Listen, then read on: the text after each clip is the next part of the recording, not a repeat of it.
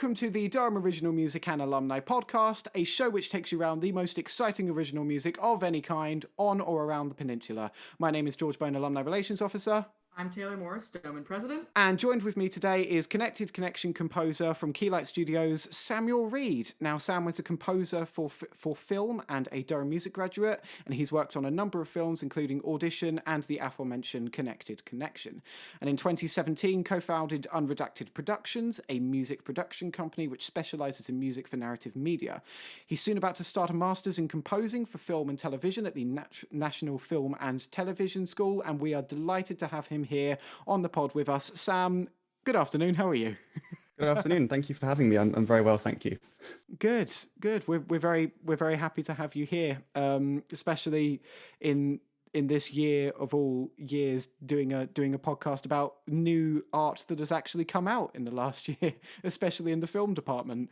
Considering the fact that a lot of art this year has been very stagnant, to say the least. So leading into that then, how has 2020 and now 2021 going into it affected you as a musician, whether it's been for the better or for the worse? Obviously you'd had this come out, which is good, but how has it sort of affected your musical story, essentially? Well, I think when lockdown initially took its grasp on all of us in March, everyone was badly affected regardless. And the film industry was no exception. But I think, around May, they gradually began resuming production. There was a British Film Commission set of guidelines on shooting under COVID-19. So that basically allowed the gears of the film industry to begin turning again. And subsequently, I was working a lot more as a composer. So now we're not in a terrible position, although we are having to work under stricter guidelines. A lot of meetings are online, and any recording sessions as well will have to be socially distanced. So it still has its effect on the film industry, but it's good to see that things are resuming again and we can have new film, which is always nice. Yeah, it's always very good to hear some new productions coming out, especially as I said now. How has going into the sort of networking issues with it going into productions, obviously you've not been able to meet people in person. Have you still been able to get that same level of connectivity, the same level of creativity out of Zoom meetings and FaceTime meetings as you have through physical meetings? I know that's something that we've at Doman have had a lot of struggle this year, considering the fact that we've had to put literally everything online. But how has it affected you as a content creator? I think there was, as with the adapting to the new COVID guidelines, there was a teething process. Things were certainly a lot harder initially, and it was a lot more difficult to work with people virtually. But I think as time's gone on, we've gotten a lot used to it, and more or less everything can be conveyed, through well-articulated words. So I think it's it's not so bad now. I mean, I think there's definitely a level of connectivity, as you say, with being in person. If you're sat down with a director and you want to play them something at the piano, it's a lot more difficult. But we've sort of made the best of it, and I think the important thing really is that we're able to carry on producing irrespective of the prevailing conditions.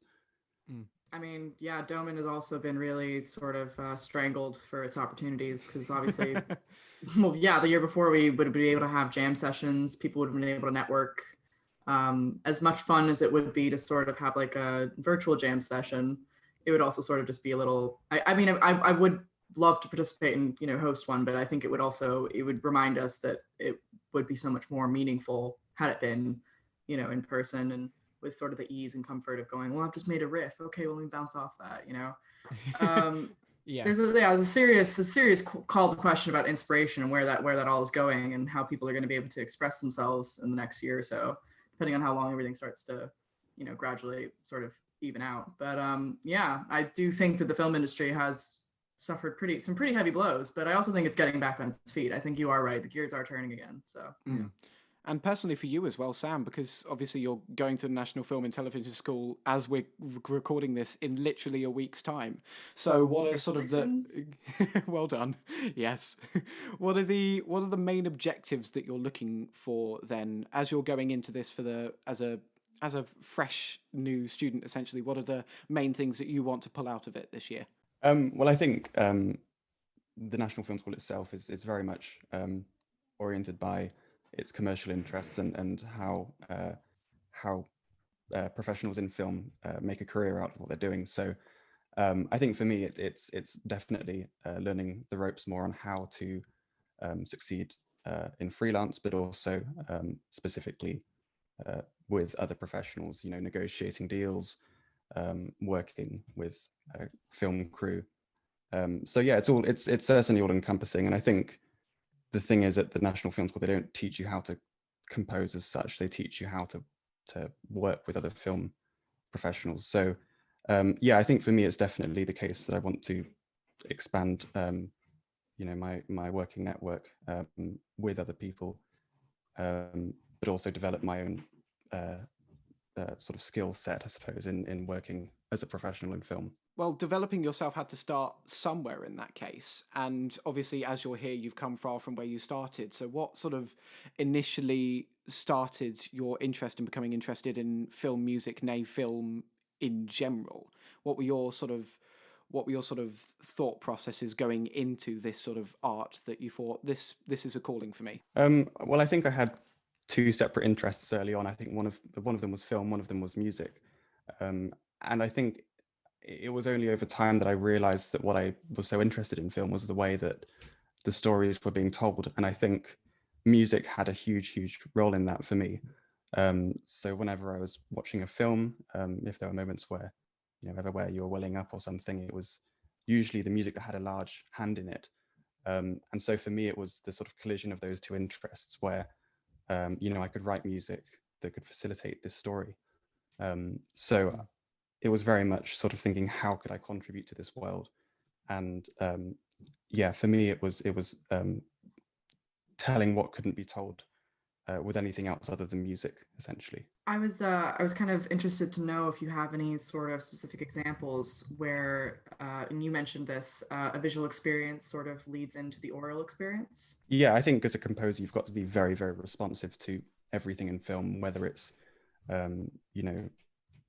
dialogue or glimmers in eyes or how someone reacts to something, or even just the spaces between the dialogue. I mean, that's usually where music fits quite nicely, filling the gaps almost. And if ever a scene needs elevating in any way, usually music can go quite far in doing that. So yeah, I think film itself is where the emotional aspects of the music come from, but I think equally the music feeds back into the film in the way that it's the final product that you're looking at, essentially. So you've got to make sure that it works with it.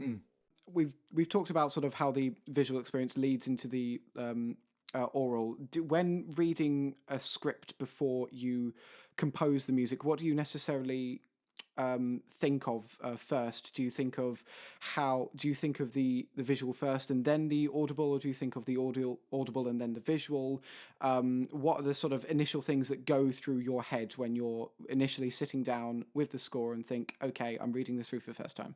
I think when script reading, as it is the case when you read a story, your mind starts to imagine what is taking place, and I think that's definitely the case with script. You're reading these dialogue lines and these quite minimal stage directions, really, but you're having to imagine what it's going to be like as a final film, and how music can fit into that. So yeah, I mean, even though it's just words on a page, I think you have to imagine the reactions that someone might have to a particular line, or how the set design might reflect a certain situation. So it's very hypothetical, but I think you can get a really good grasp of how music should fit into a scene just by the way that a script reads. So we have here about how films begin from conceptions to the final sign off. Can you kind of just walk us through how the scoring mainly coincides with that. Yeah, of course. It's, to be honest, it's very, very dependent. You know, you can get films where the composer's brought in from the get-go, from the pitching process, and then it can be the complete opposite end of the spectrum where composers are brought in just as you're editing. I think as a composer, you have your fingers crossed that it's the former. You don't really want to be brought in whilst they're cutting, and music's more of an afterthought. I think the best films to work on as a composer are definitely the ones where you're brought in from the start and you can be very much involved and hands-on in the creation process.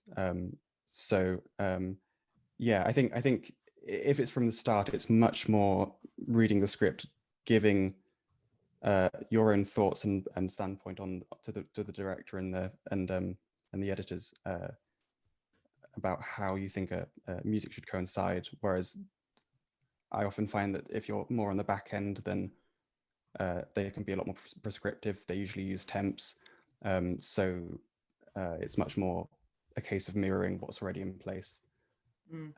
So yeah, I think as a composer, you definitely want to be involved from the start of the process.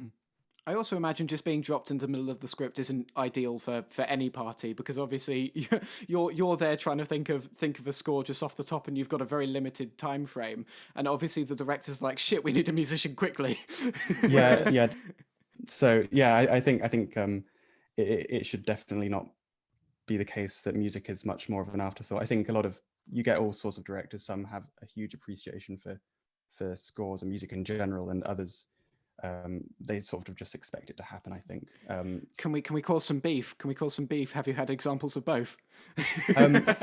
Fortunately, I can't cite any examples, so I'm really. Oh, there's no drama in that though. No, I'm really happy to have worked with directors that have definitely sort of seen music as its own entity and as a tool for bringing another dimension to the story. That's a very political answer. I love it. Very diplomatic. Very diplomatic, yes. So when you're getting into the sort of frame to write music, obviously as your creativity flows, your ideas are sort of malleable along with it. And we were talking before this call about sort of work that you've done which may fit into other places more appropriately. Has there been an example of where your music has sort of malleably flowed with the scene, or you thought it's better in one position or another? Have you felt that it's more appropriate in certain sections of a cut, or felt like it should just be thrown out entirely and started anew? I think it honestly depends on how responsive the music is to the scene. You know, if it's something that relies on multiple hit points in a scene, then usually you can be quite specific, but that does in turn mean that if you're working to a rough edit, then the editor might turn around with a completely different edit and you'll be like having to throw away most of what you've done. So I think it's definitely the case that you need to be malleable and not treat anything you do as sacred. I think as part of a production team, you're having to have, you know, open ears to any kind of input or criticism. So I think when you're working, you always have to have the thought in the back of your mind that it might change in response to the edit or the director's input. No, I actually wanted to ask you a little bit about films that have their music and the scenes almost line up perfectly. To give you kind of like a modern example, Baby Driver was a film where every time a scene would occur, the music was almost lining up almost perfectly on top of it. And that actually was kind of amazing for certain people who find that it's very satisfying, I guess. That was one of the many things that I always heard about that, is the film's very satisfying because it lines up quite perfectly. Have there ever been situations where when you're writing something and you're already doing it to the film, or you're doing it at the same moment, you've written something and you have that aha moment, which is like, oh, it's perfect. It's dovetailed quite perfectly. Yeah, I mean, I think, you know, you can always play those off as deliberate, but they can quite often happen by accident. You know, I think yeah, if you just end up scoring in a more linear fashion and write it more as a piece of music rather than score, you know, you can often find that actually what the image does appears to be in response to the score, even if it wasn't the intention. I mean, I think that the advantage of working closely with editors and directors is that you can have that kind of flexibility with working in such a synchronized way so that the editor could perhaps edit around your score if you're very lucky, or working around the edit very closely. Yeah, it's, I think in the case of, fast-paced action sequences and things like that, it's certainly quite satisfying when you have music that hits certain moments. And I think that's one of the really great things about score, is that you can have this emphasis on certain things, even if it's just something as simple as someone pushing a door open or something like that. Do you ever find then, in that sense, that you were saying that if you have a very skilled editor, they can also work around your music as well as the scene. Have you ever found that sort of like you've had a leitmotivic moment that you didn't necessarily think was significant, but was made more significant in the final cut of it, or has become more significant as you teleologically progress through the movie? Have you had sort of like a specific melody that has encompassed that? Yeah, I mean, it's very interesting actually to see how editors and directors will respond to your music. I think when you're so wrapped up in what you're doing, you'll often stress over a particular passage, and often times the directors will see no issue in it, and it turns out you were worrying over nothing. So yeah, and I think when it comes to specific material, a director could love something that you just thought was a passing moment. So yeah, I think when you work with a director, you have to expect to play into what their own musical tastes are. And if they're a huge fan of something that you're not so keen on, often you have to negotiate yourself around that, and do something that you feel works from a compositional point of view, but also a general narrative point of view as well. I actually also wanted to ask about Foley work. Actually, you helped me figure out what that was called, because I can never remember. Have you actually, like you've mentioned before, that working with sound engineers and sound departments and to create the soundscape is quite important, but can you give us any examples of a time where that was really helpful for you? I think actually it's funnily the case that in more intimate and quieter scenes that's very important, because in the instant of Connected Connection, they had these spans of time where not a lot was happening visually or in terms of movement. So then, they had this very delicate sound, and I think the score, had to almost fit into place around that. So yeah, it's very interesting, and I think that's the real advantage of working with the Foley team and the sound design team, is that you get to really work around each other and produce a soundscape that really works for the film. Well, speaking of working around each other, we now get to the sort of the jewel in the proverbial crown of this episode, in your composition of Connected Connection. So when did you start working on the project, just as a sort of basis? When did you start working on the project, and when did Keylight sort of approach you for the project, and what sort of inspired them to approach you, essentially? Well, I mean, I've had quite a close working relationship with a lot of the prod team already, so I think it was quite a natural decision from the sort of personal working point of view. So I was taken on very early because they kind of made the decision quite early on, I think, of who they wanted, and so yeah, I had the luxury of being involved very early on in that process. So I was able to provide my input on how I sort of foresee scenes playing out musically before they might even have been shot. But I think equally as well, there were moments where the score really couldn't have been predetermined in any way until you've seen the edit. So there were some cues that were done very much at the end of the process, but equally there were emotions that I think could be quite easily conceived just from the script alone, for example. What was the process of composing in collaboration like with them, especially since, as you mentioned before, Connected Connection is about the sort of impact of coronavirus on a relationship, as you put it. So what's the process behind the composition and collaboration involved there, especially in this new era of filmmaking, shall we put it? Yeah, I mean, it was definitely sort of bittersweet working under the conditions that we were more or less trying to realize on screen. So I think that definitely played into it. I mean, we're all sort of more or less equally affected by it. So we're all almost in the same boat when it came to the production, because we were all working from home virtually.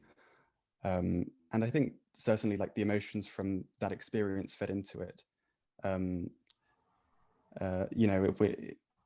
it was such a shift in gear, really, from working on audition, because that was something that we could all be in a room and doing reviews, whereas now it was much more sort of trying to communicate things verbally, and you couldn't sort of act it, or you couldn't necessarily direct physically. I mean, that's certainly the case. I think it's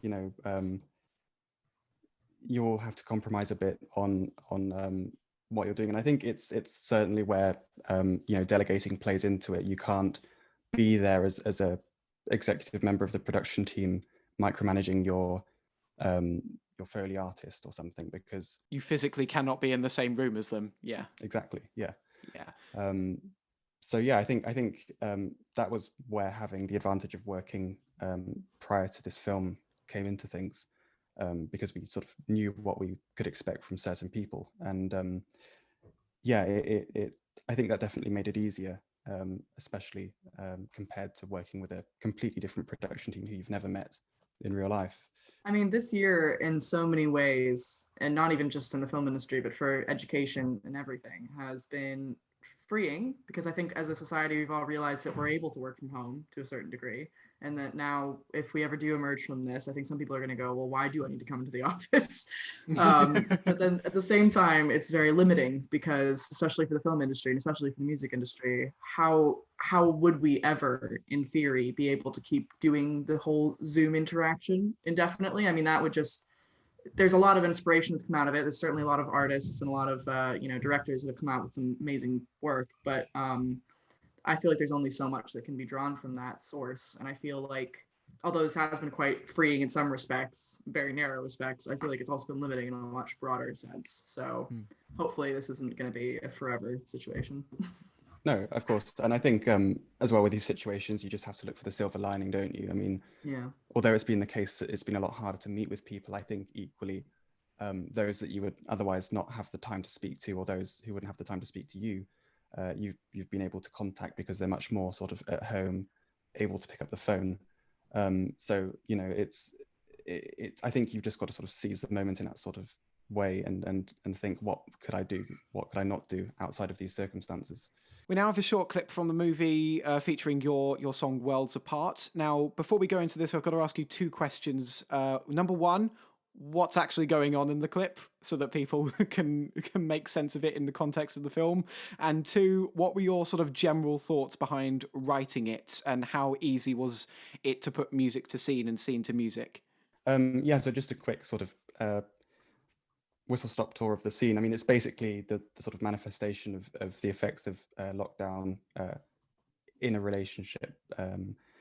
So it's these two people that are feeling isolated, and even though they're just a 5-minute train journey from one another, they may as well be on separate planets. I mean, they're unable to see each other and unable to communicate other than through video messages. So it's very much sort of feeling like you had this one person that you could always rely on, and now you're just on your own against the world.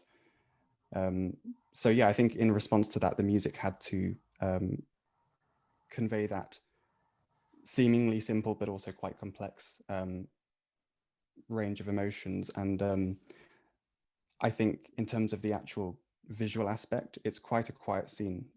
There's no dialogue, so it's very much responding to that musically, so that you don't have too much of a dominating score, but equally, it's able to explore this breadth of emotions that these two people are feeling.